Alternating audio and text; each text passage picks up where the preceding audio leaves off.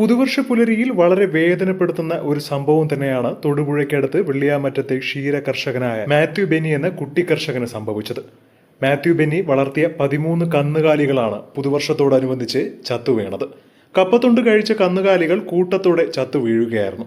ഇതേ തുടർന്ന് മന്ത്രിമാരായ ജെ ചിഞ്ചുറാണി, റോഷി ആഗസ്റ്റിൻ എന്നിവർ ഉപജീവനമാർഗം നഷ്ടമായ കുട്ടികളുടെ വീട്ടിൽ ആശ്വാസ വാക്കുകളുമായി. കൂടാതെ 5 കന്നുകാലികളെ സർക്കാരിന്റെ വക നൽകുമെന്ന് വാഗ്ദാനവും നൽകി. സംഭവം വാർത്തകൾ വഴി വൈറലായതോടുകൂടി ഉടനെ തന്നെ ഓടിയെത്തി നടൻ ജയറാം. കൃഷിയും കന്നുകാലികളും ഒക്കെ ജയറാമിനും ജീവനാണ്. മാത്രമല്ല, കുട്ടികളുടെ നിസ്സഹായാവസ്ഥ കണ്ടതോടുകൂടി തനിക്ക് വളരെയധികം വേദന തോന്നിയെന്നും അതുകൊണ്ടാണ് താൻ സഹായിക്കാൻ എത്തിയെന്നും ജയറാം തന്നെ പറയുന്നു.